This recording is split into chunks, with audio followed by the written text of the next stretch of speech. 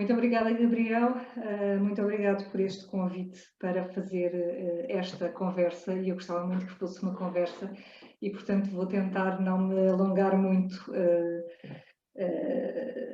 a falar sobre o projeto, mas também vos queria falar de outras coisas que não o projeto, porque o projeto é uma parte do meu trabalho, mas há outras coisas e eu vou partilhar. Eu precisava de partilhar a tela, não tem que ser já, mas preciso de autorização para partilhar a tela. Eu acho que, como investigadores, há sempre, ao longo da nossa vida, da nossa profissão, temos muitos momentos que nos deslumbram, ou que são aqueles momentos que não esquecemos. E eu hoje queria começar a minha conversa falando exatamente sobre porque queria falar um bocadinho sobre isto de ser historiador. E um dos momentos que mais me marcou passou-se nos Estados Unidos, em Kansas City. Em 2014 eu fui fellow com uma bolsa numa biblioteca que se chama Linda Hall Library. E enquanto eu lá estava, fui convidada para participar e para assistir a uma conferência de um historiador americano chamado David McCullough. E tudo aquilo me pareceu muito... eu estava à espera de qualquer coisa na universidade, mas não. Passava-se à noite, numa igreja, ou numa antiga igreja que tinha sido desativada, e o historiador em causa, a igreja, portanto, a conferência era paga, o que não é habitual. A conferência era paga e quando eu cheguei, a igreja estava completamente cheia. Para mim foi surpreendente como é que alguém paga para ir assistir a uma conferência de um historiador. Nós não estamos habituados a isso. Cheia. E o historiador aparece e era um senhor com a idade de 80 anos que se põe no púlpito, quase como um padre, e que falou durante cerca de 1 hora, sem um único papel e sem uma única imagem. E eu, quando ele começou, pensei, isto vai ser uma desgraça. Uma coisa aborrecidíssima. Mas não. Foi um espetáculo, aquilo que ele fez. E eu, na altura, fiquei maravilhada com aquela intervenção. E mais tarde, num artigo que li de um historiador australiano chamado Greg Denham, ele dizia que a história é sempre uma performance, uma encenação, que a história é teatro, é um espaço para se ver as complexidades da vida. E isto faz de nós, se nós pensarmos que a história é teatro, um espaço onde realmente podemos analisar aquilo que é a vida, neste caso a vida no passado.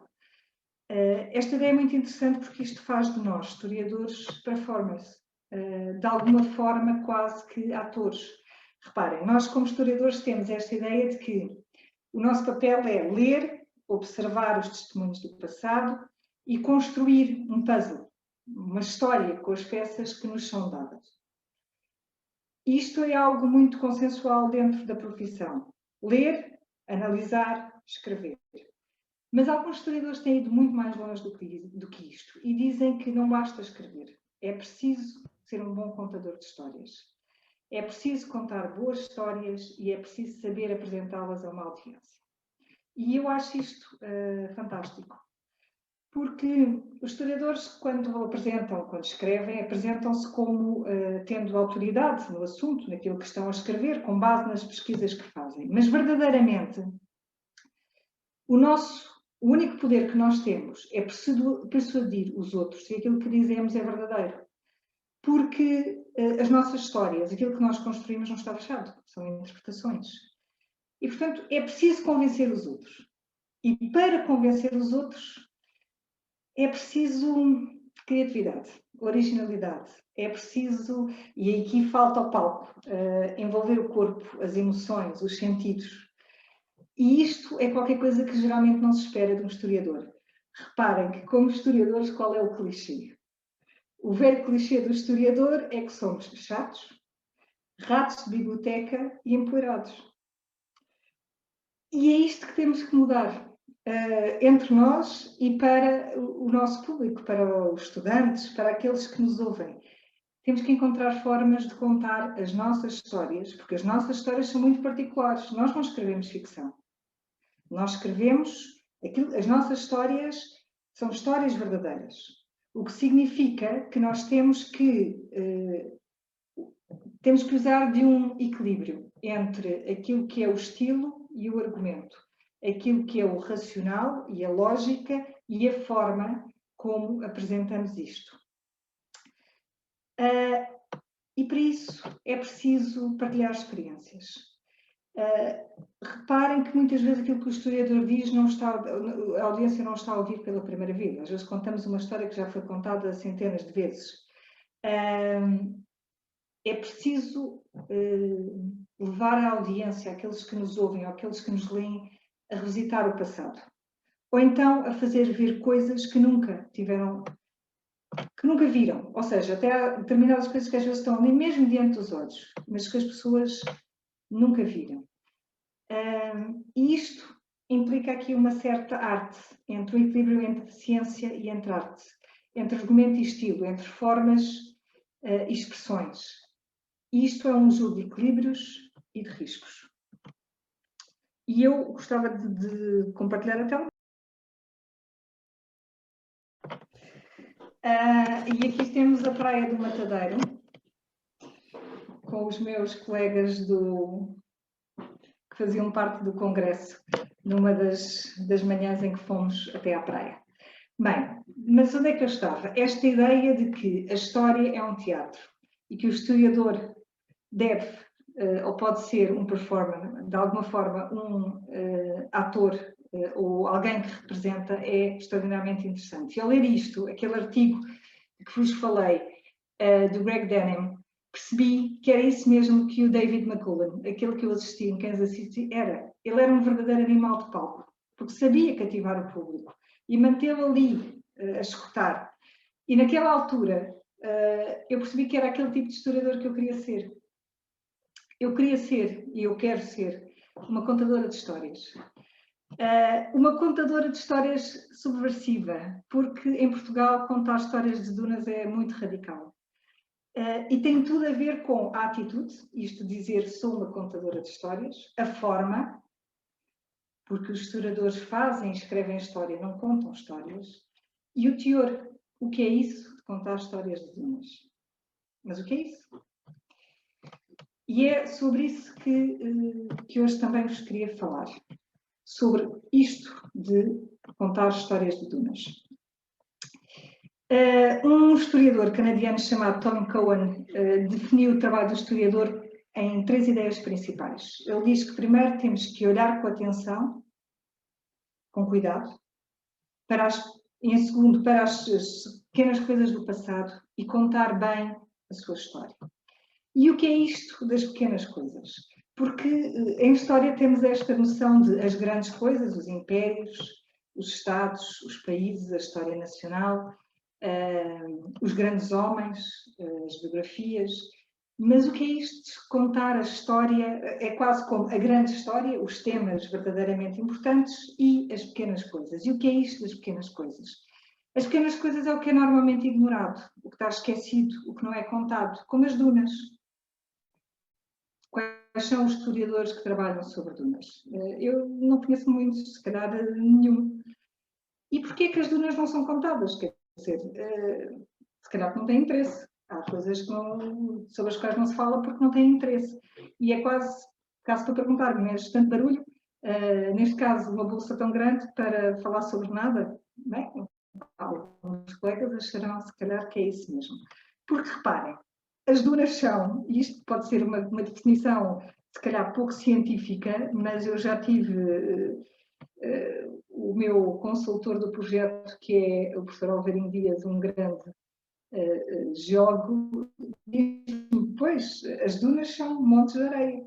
Vocês conhecem outra coisa, as dunas de outra forma que não como montes de areia. Tenho a certeza que os nossos colegas das ciências têm uma ótima definição e têm. Mas as dunas, para quase toda a gente, são montes de areia. Ou seja, coisa pouca, quase nada. E, portanto, qual é a relevância de contar a sua história? E o que é interessante é que, através das dunas, é possível através da areia, é possível ver o mundo num grão de areia. Ou então numa pilha de areia, no caso das dunas. Porque as dunas permitem-nos falar de complexidade, conexões e de estranheza. A realidade das dunas é muito mais complexa do que aparenta. Eu não vou falar aqui, não vou entrar em detalhes científicos, mas a complexidade, uma duna para se formar, depende de tantos fatores naturais que é quase um milagre que existam dunas. Os equilíbrios, a quantidade de coisas que têm que correr bem para que elas se formem, são tantas que a pessoa fica surpreendida de realmente isto é, como tudo na natureza, um equilíbrio, uma coisa fabulosa. Depois, as dunas são entidades que permitem associações muito para além da praia. Nós achamos que pilhas de areia, montes de areia numa praia, mas as dunas são muito mais do que isso. Porque elas permitem estabelecer ligações entre diferentes atores, instituições, poderes, estados, impérios, economias, culturas, as tais temas da grande história. E as dunas são estranhas. Pelo menos nas humanidades são estranhas. Não é habitual que em história se falem de dunas. E aquilo que é estranho desafia instituições, desafia princípios, valores e ideias. E por isso solta o pensamento e a ação.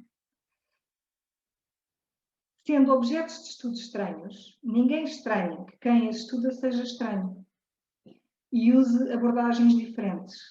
E por isso estudar as dunas é subversivo e libertador, devo-vos dizer. Porque de alguma forma, quando nos tomam por estranhos, podemos fazer coisas estranhas. Ou seja, diferentes. Isso é bom. Mas vou explicar-vos e falar-vos agora sobre o projeto Dunes e explicar-vos porquê as dunas. E vou começar com uma história, porque isto para mim só faz sentido falar das coisas como histórias. Há muitos anos atrás, eu trabalhei num projeto chamado Data Coast, com cientistas e outros historiadores, em que o objetivo era recolher informação em jornais sobre todos, ou diferentes fatores, diferentes acontecimentos que tivessem interferência ou que tivessem impacto no litoral português. E eu andava à procura de notícias no Diário de Notícias, que é um dos primeiros jornais diários em Portugal, que aparece em finais do século XIX, sobre galgamentos oceânicos, ou seja, períodos de tempestade em que o mar, ou outros em que o mar invade a terra e causa destruição. E descobri que no século XIX as populações em Portugal tinham mais medo das areias e das dunas do que do mar, o que era surpreendente. E foi aí que ficou para sempre esta ideia de isto é um tema interessante. Porquê? Porque quando nós pensamos em dunas, e assim em dunas em geral, todos nós, então no Brasil, em que vamos para a praia, toda a gente já viu dunas. E as dunas são essencialmente estudadas pelos nossos colegas das ciências como ecossistemas únicos, como espaços de transição. E nos dias de hoje, as dunas são fundamentais, porque para além de todos nós gostarmos de ir para a praia e para além de grande parte das nossas cidades ter sido construída à beira-mar, há outra questão, com as alterações climáticas e com a subida do nível do mar, aquilo que nós construímos na praia está em risco. E o que se descobriu há pouco tempo é que as dunas são são a defesa natural das praias contra a invasão do mar, contra as inundações do mar. E em muitos sítios as dunas estão a ser utilizadas e recuperadas como barreiras para conter, de alguma forma, o avanço do mar. E, portanto, elas têm estado a ser protegidas e, de repente, as dunas passaram a ser ecossistemas, para além de serem ecossistemas do ponto de vista da biodiversidade muito importantes, também passaram a ser um tema bastante interessante por causa desta questão da proteção contra a subida do nível do mar. Mas, se as dunas são conhecidas quando vamos à praia e se as dunas são conhecidas pelos nossos colegas cientistas e responsáveis pela gestão costeira, por serem barreiras de proteção, a verdade é que ninguém fala delas e das histórias que há para contar. E aquilo que eu fui descobrindo, à medida que fui trabalhando sobre praias e sobre dunas, é que elas têm muitas histórias para contar. E essas histórias são muito, muito interessantes. As dunas hoje são, como eu disse, uma defesa natural contra os galgamentos. São ecossistemas que estão sob imensa pressão porque construímos em cima das dunas.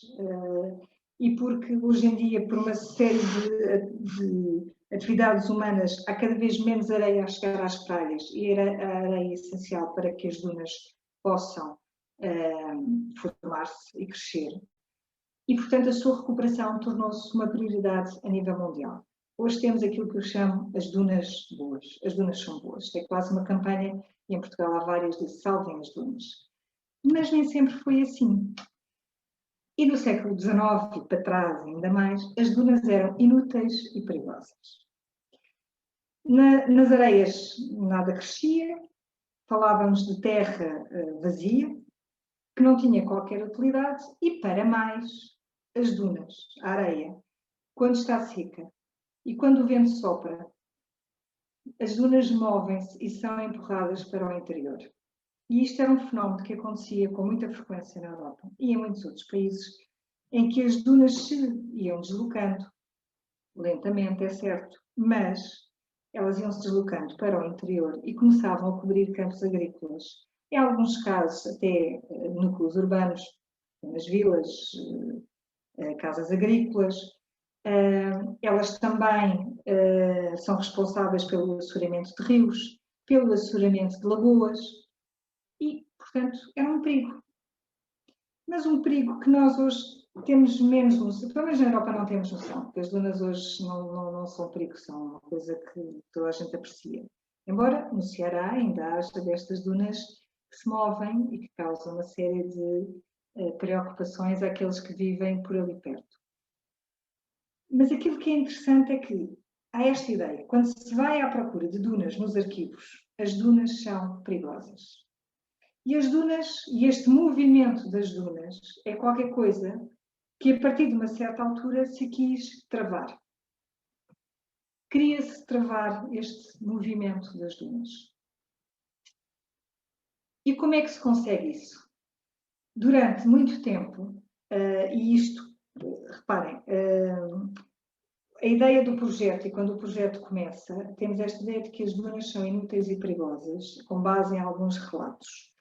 E aquilo que temos estado, nós já estamos a meio do projeto, e aquilo que temos estado a encontrar é informação muito interessante de perceber que as dunas, quando estão sem qualquer tipo de vegetação, conseguem realmente deslocar-se. Mas geralmente há a vegetação própria que cresce nas dunas, e nessa altura a areia fica mais ou menos fixa. Portanto, há muito que as comunidades que viviam perto da praia, perto da zona costeira, sabiam que aquela vegetação era essencial para manter as dunas estáveis. E quando aquela vegetação desaparecia, por diferentes fatores que podem ser naturais ou por ação antrópica, as dunas podiam começar, então, a mover-se. E durante muito tempo, em várias partes da Europa, há informação de que as comunidades protegiam esta vegetação. Há legislação que proíbe, por exemplo, que seja arrancada esta vegetação, porque ela tinha vários usos. E que se deixe, por exemplo, o gado a pastar nestas áreas. Mas o que vai acontecer é que em finais do século XVIII, em França, há um engenheiro florestal chamado Remontier que vai descobrir uma técnica para travar as dunas. E o que é que ele vai fazer? Vai plantar determinadas espécies de vegetação, vai colocar sebes ou vedações para diminuir o vento, que é aquilo que é o fator natural que propicia a deslocação das dunas, e depois vai plantar árvores.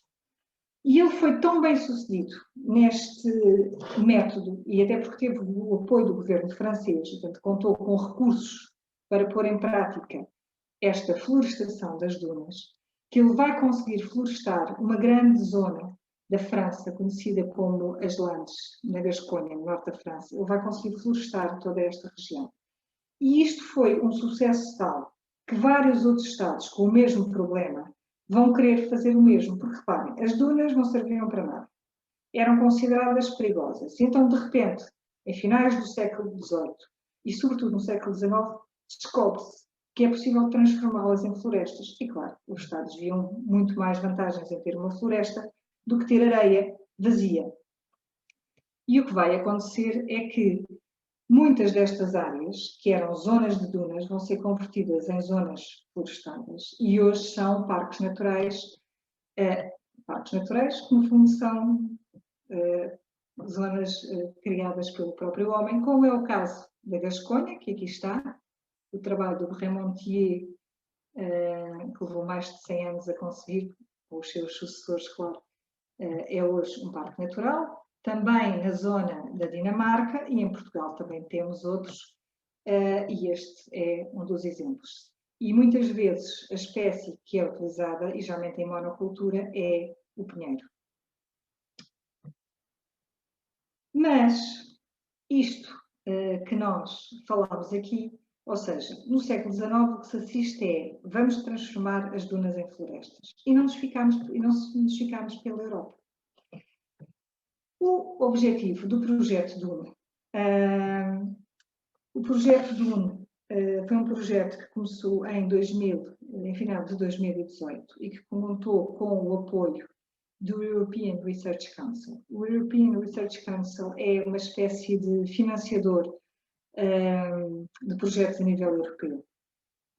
E o que eles financiam são geralmente projetos que os Estados, ou os governos, ou as entidades nacionais raramente financiam, porque são aquele tipo de projetos considerados um bocadinho loucos, pouco prováveis, que exigem algum dinheiro, que são fora da caixa, diferentes. E o objetivo do projeto Dune era estudar as dunas como ambientes híbridos, ou seja, as dunas têm sido sobretudo estudadas pelos cientistas como ecossistemas, como proteções naturais, mas também há uma série de histórias sobre as dunas. Há quase que um património cultural sobre as dunas que não é conhecido. E o objetivo do projeto Dune não era só estudar este património cultural, não era só estudar as dunas nos arquivos, mas é juntar as duas coisas. É ir buscar a informação que está nos arquivos sobre as dunas e depois utilizar essa informação para apoiar a gestão costeira. E, portanto, esta ideia de que as dunas, e as dunas que temos hoje, porque muitas delas foram transformadas em florestas, ou muitas delas estão a ser hoje reconstruídas, às vezes até com bulldozers, para se transformar em barreiras contra o mar. Portanto, são ambientes já muito intervencionados. É esta ideia de que as dunas já não têm muito natural, mas vale a pena protegê-las por várias razões. E vamos recuperar todo ou uma parte deste conhecimento, destas tradições, destas histórias sobre as dunas e apresentá-las como ambientes híbridos, que são naturais e culturais. E o objetivo do projeto Dune é cruzar tempo. Reparem, é juntar o tempo, porque se as dunas hoje são muito importantes no presente, há um passado que não é conhecido, e é pensar, utilizar este passado e o conhecimento do presente para pensar no futuro. Espaços, o projeto vai trabalhar sobre dunas na Europa, ou está a trabalhar sobre dunas na Europa, mas também noutros continentes, nos Estados Unidos, no Brasil, em África, e também na Oceania. Não temos nenhum caso na Ásia, mas também já temos já temos algumas ideias. Portanto, cruzar tempo, passado, presente e futuro, espaço, uma história global. Cruzar atores. Quem são aqueles que no passado conviviam com as dunas? As comunidades costeiras que viviam perto delas, que eram atormentadas pelas dunas em movimento. Quem foram os responsáveis pela florestação das dunas? Que instituições é que estavam ligadas? Porque é que os Estados, durante vários Estados, várias nações europeias, durante pelo menos 2 séculos, gastaram dinheiro e recursos para florestar as dunas, para travar as dunas? Portanto, porquê? Qual é a justificação disto? E hoje, qual é a relação que temos com as dunas, quem é que estuda as dunas, porque é que as dunas são importantes. E depois juntar aqui várias disciplinas. A história, as humanidades, mas também as ciências naturais. Para construir uma história ambiental sobre as dunas que seja capaz de responder a desafios atuais. Mostrar que a história não se fica pelo passado, mas que pode dar respostas para os problemas que temos. Construir narrativas que chamem a atenção para este problema comum, ou seja, porque é que vale a pena, porque é que é importante salvaguardar os ambientes costeiros, as praias e as dunas. E ajudar a que este conhecimento sobre o passado das dunas possa ajudar a desenhar estratégias integradas para o futuro. Portanto, uma história que se cruza com muitas outras coisas e que não se fica pelo passado, mas que é pensada também em função do futuro. E como é que vamos fazer isto? Juntando as dunas e a informação dos arquivos, que é aquilo que quase nada se sabe, com informação científica sobre as dunas, com as descobertas científicas mais recentes sobre as dunas. Claro que a nossa investigação não é tão centrada na parte científica, nós não fazemos trabalho de campo, nem levantamento científico, nem coleta de informação sobre as dunas. O nosso trabalho de campo é essencialmente em arquivo, porque é isso que não se sabe. A informação científica sobre as dunas, utilizamos bibliografia ou colaboramos com equipas de colegas cientistas que têm essa informação. E é muito interessante ver que eles, que não sabiam nada sobre o passado das dunas, têm tido um grande interesse pelo projeto. Eu tenho feito muitas conferências e muitas intervenções na área para colegas, na área das ciências, que nunca tinha pensado sobre isto, mas é muito interessante e explica muita coisa. Porque também perceberam que o conhecimento deles pode ser completado com outro tipo de informações. E que o estado das dunas, as praias que temos hoje, não são... no fundo, só se pode compreender a evolução se olharmos para o passado e percebermos qual foi o percurso destes sistemas naturais até aos dias de hoje. Portanto, o como? Juntando dados das humanidades, dados e informação histórica com dados científicos. E para isso é preciso uma equipa interdisciplinar.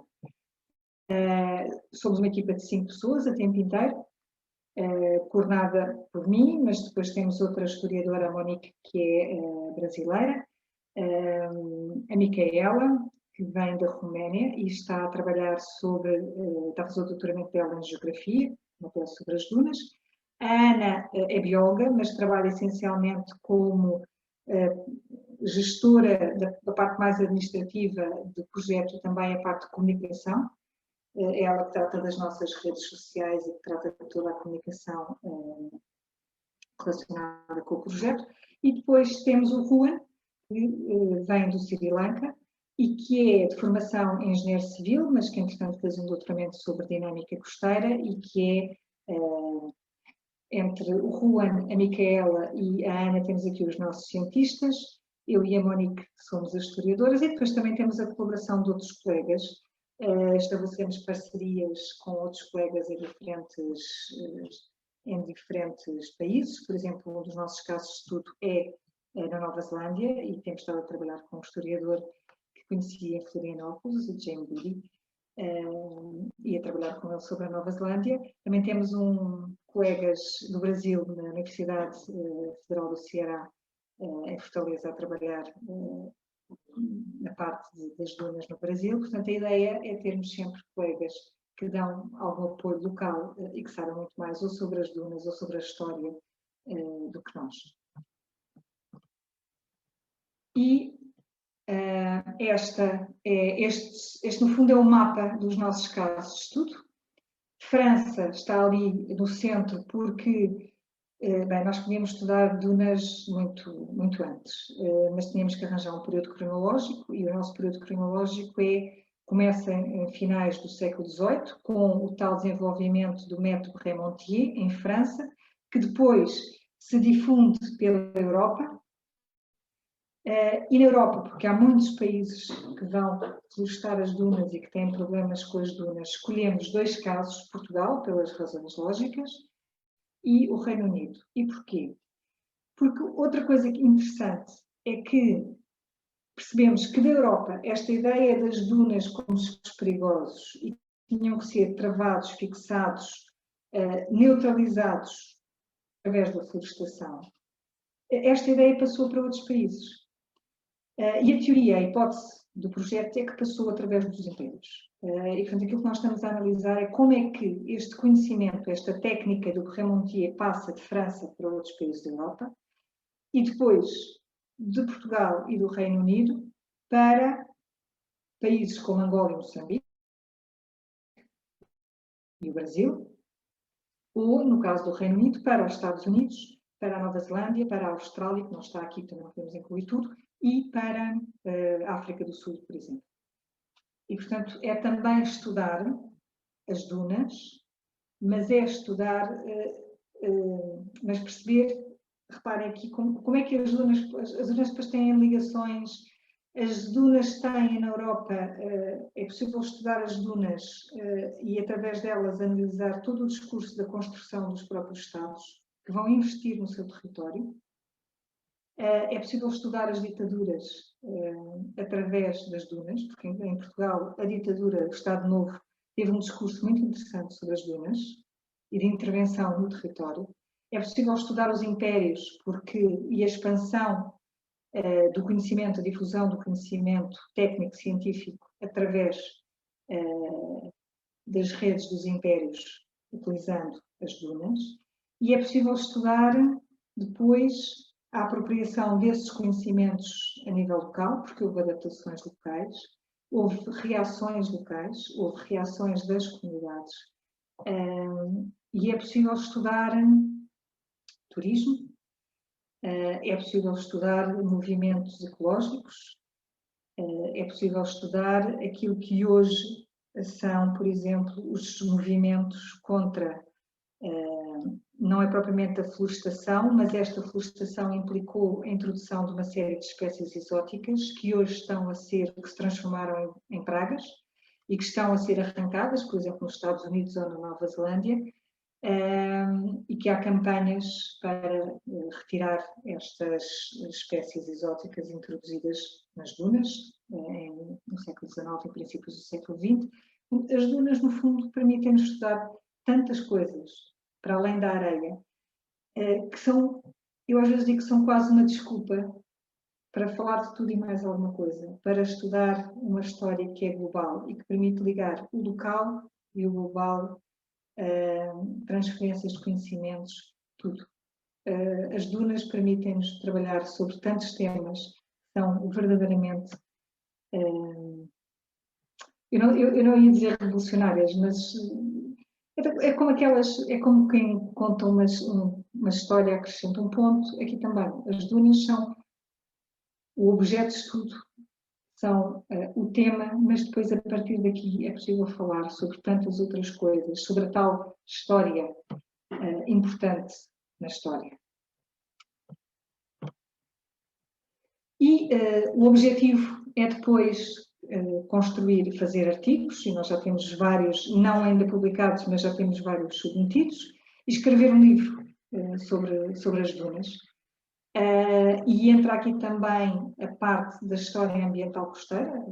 A história ambiental tem sido está muito desenvolvida naquilo que diz respeito aos temas mais terrestres, menos aquilo que diz respeito aos temas marítimos, mas cada vez há mais temas marítimos a serem trabalhados na história ambiental, mas depois há aquela história que fica quase pelo meio, quer dizer, a história costeira é terra e mar, é aquele espaço entre duas coisas, e tem havido um grupo muito interessante que se formou até aqui online, na pandemia, que é o Group of History, Coastal History, que é uma rede, mas que é uma rede informal, de colegas que se têm encontrado neste espaço virtual e que fazem reuniões frequentes, Mas as coisas estão a ganhar algum fogo e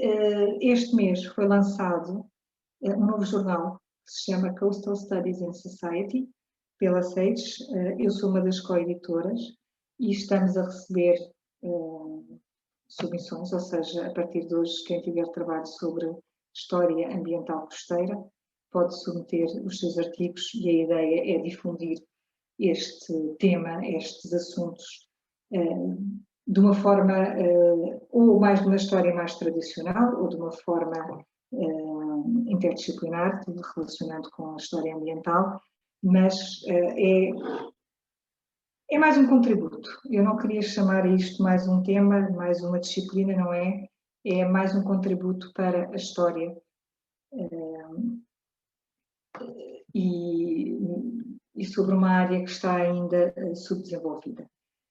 E quase para terminar, eu trazia esta citação da prémio Nobel Olga Tokarczuk, não sei bem como é que se pronuncia este nome, que diz que esta ideia que se aplica muito bem às dunas, sobre aquilo que é útil e aquilo que é inútil. Nós dividimos o mundo em coisas úteis e em coisas inúteis. E claramente, eu diria que na maior parte dos casos as dunas foram consideradas inúteis. E ainda hoje há muita gente que não sabe qual é a sua utilidade. E todos conhecemos os proveitos daquilo que é útil, mas ninguém conhece os benefícios daquilo que é inútil.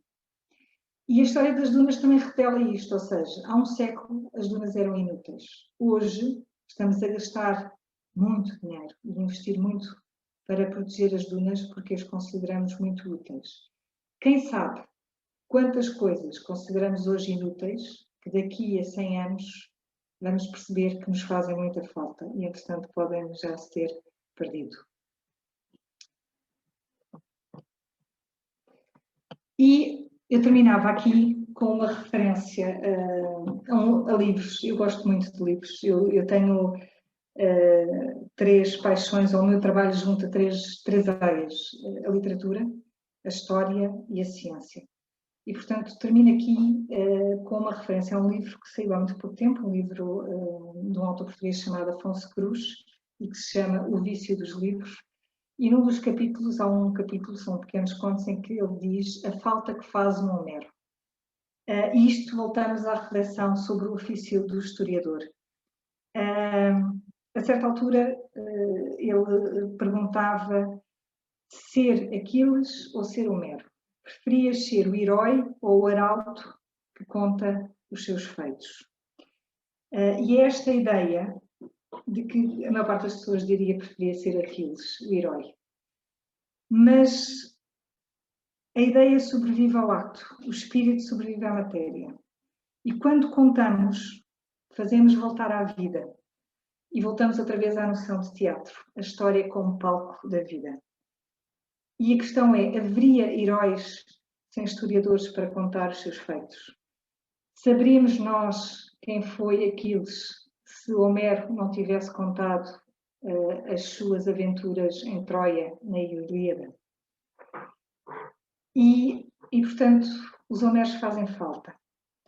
E eu diria que, se na história isto é frequente, e a história conta muito a história dos heróis e dos grandes homens, a história ambiental tem, para mim, a grande relevância de contar a história não dos heróis, não dos humanos, mas dos não humanos, e trazer para a história e de dar vida a outros seres que não apenas nós, humanos. E, portanto, termino perguntando quantas coisas não humanas já se perderam ou ficaram ignoradas por falta de Homeros que lhes dessem atenção. E muito obrigada por este tempo. É sempre muito bom poder falar sobre aquilo que nos apaixona.